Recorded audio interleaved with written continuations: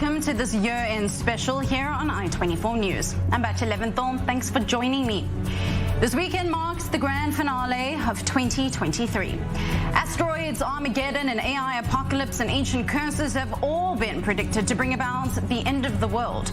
But as this year comes to a close, the most acute threat is largely a result of human actions. Environmental destruction, the climate catastrophe, and of course, major wars. Doomsday has been envisioned with every year that passes, and while many are grateful to have survived the past 365 days, for Israelis, doomsday was an actual reality this year. A scenario many predicted but didn't foresee would actually play out. I24 News correspondent Jonathan Shachar takes a look back at that fateful day, now known as the events of October 7th, 2023.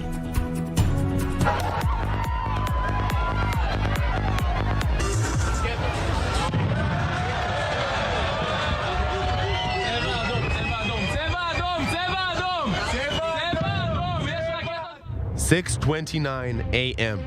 That's when Hamas's surprise attack on Israel on the morning of October 7th started.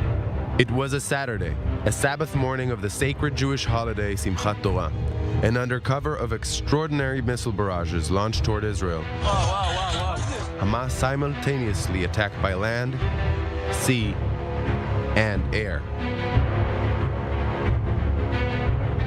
These images, taken within an hour of the infiltration, show carnage never before seen in Israel.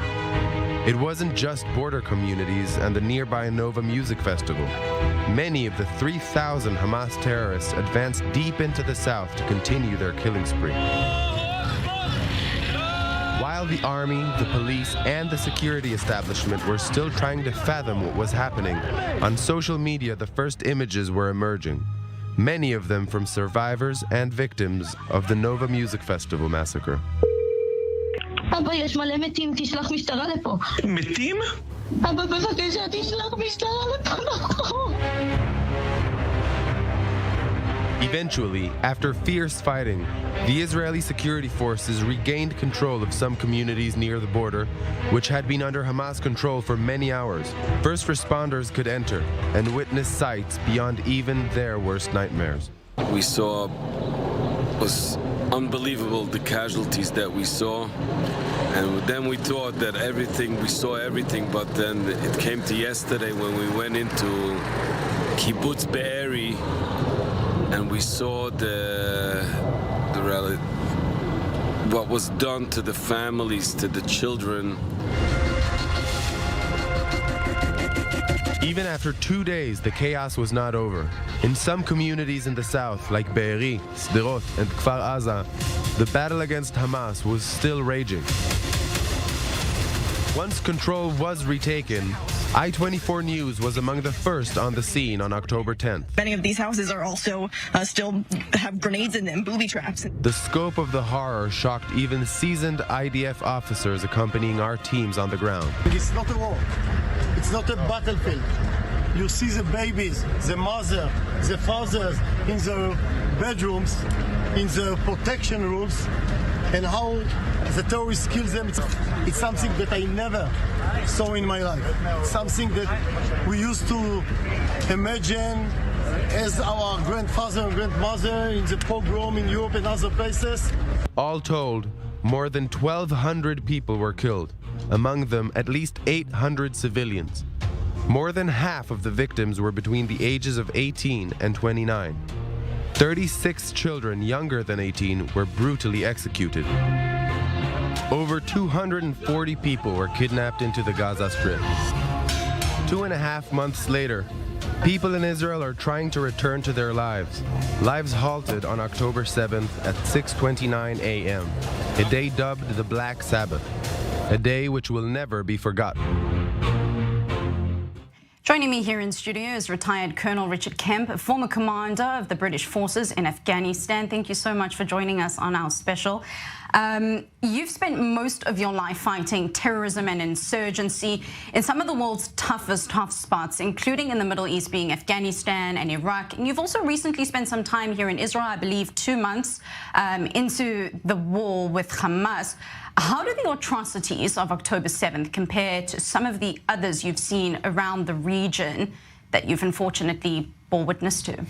I watched the 45-minute video the IDF put together to show to journalists and diplomats, etc. And I also visited Kfar Aza and Berry quite soon after the atrocities took place.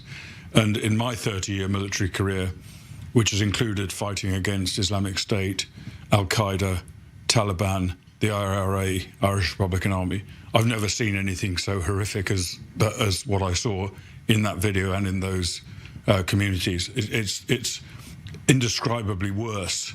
Of course, there are comparisons, particularly with Islamic State, in terms of the delight in the horror, in the devastation they were causing and the killing. But I would say it's a step much worse than them. It's really horrifying to hear that when we compare, as you mentioned, Hamas's ISIS, a lot of the stuff that people have been seeing, at least on the ground here in Israel, is, as you mentioned, worse than some of the atrocities committed by ISIS. Now, the longer wars tend to drag on, over time it becomes less clear-cut who is the victor and who the victim tends to be.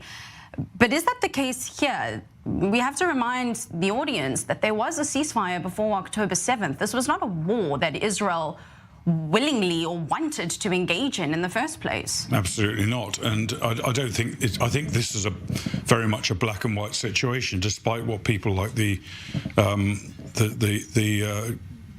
General Secretary of the United Nations had to say about this. Did not happen in a vacuum. This is absolutely clear-cut, black and white case of evil and aggression.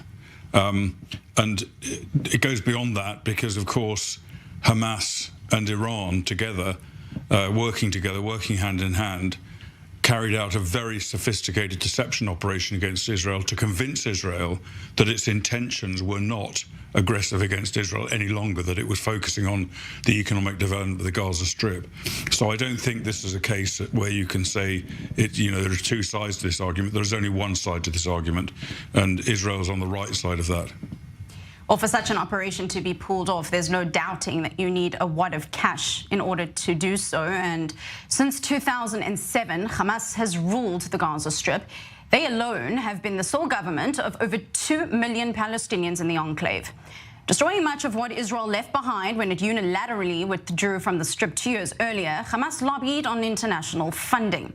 Instead of using those funds for the betterment of its society, Hamas injected its annual budget of around $2.5 billion into propping up its terror operations aimed at destroying Israel. The overriding assessment out of Jerusalem was that Hamas has far too much to lose from engaging in a full-fledged war with Israel and therefore will not take the risk. But then October 7th happened, and now 3 months later, the Jewish state is still at war with Hamas. Our senior defense correspondent Jonathan Regev explains how the Israeli narrative collapsed and exactly what it was Hamas had to lose. On paper, it looked like a very good plan, beneficial to everyone involved. Hamas would get much-needed money for its civil employees who do not get their salaries. This money is going to pay my debts. I have to pay my delayed rent, electricity, water bill. Qatar would get the international status as the provider of Gaza and a reliable global player. Qatar is a credible state, country, okay? And when we tell them what is there on the ground, okay, and what we are doing there, it's a good work. And Israel, which mostly kept quiet on the issue, did everything to facilitate it, believing an improved economic situation in Gaza would serve as a calming factor. It began roughly 5 years ago. As Gaza was sinking into a major economic crisis, Qatar offered assistance to the Gaza residents. Monthly cash envelopes with anything between $15 and $40 million were brought by the Qatari envoy to the banks in Gaza, and from there, on paper, to pay the salaries of Gaza's civil workers who were desperately waiting for it. One day feels like a year to us. We have kids that we would like to raise, to give them a good life. Where are we supposed to get the money for that? At the same time, Qatar was also providing fuel for the Gaza power plants to keep working for longer hours and cement for construction of buildings destroyed in previous wars with Israel. Qatar became the closest ally of Hamas. The emir was given a hero's welcome when he came for a visit, and at least according to his envoy, peaceful days were about to come. The work which we are doing, it's keeping peace for the both nation, okay, both people. There was just one issue. Someone had to monitor where exactly the aid was going and whether the claims made by Hamas were actually true. They know the money that was spent went only for humanitarian projects. Not one penny was used for weapons or other things. The salaries are used for health, education, welfare, and other humanitarian cases. The money will go only to beneficiaries. Now we know who these beneficiaries really were. Muhammad Sinwar, for example, brother of Hamas leader Yahya Sinwar. Here we see him right next to the driver in what is the biggest tunnel uncovered so far in Gaza. A huge tunnel which cost millions and millions of dollars while the Gaza people are starving. The subterranean tunnel constructed by Muhammad Sinwar. This is the Sinwar project tunnel that was meant to do a terror attack. Hamas has spent millions of dollars in this project specifically.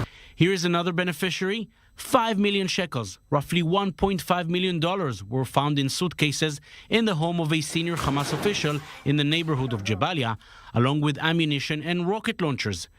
Terror tunnels and ammunition. This is what the money was used for, but those in charge did not see it. We wanted to avoid a humanitarian disaster. That's why the money started flowing for those purposes, to avoid disease and maintain the 2 million people there. The plan that looked so good for 5 years crushed down on October 7th. Instead of avoiding a humanitarian disaster, it brought one, first on the Israeli side of the border and then in Gaza. So many questions will have to be asked once the war is over. The issue of the humanitarian money funding this terror monster is one of the most important.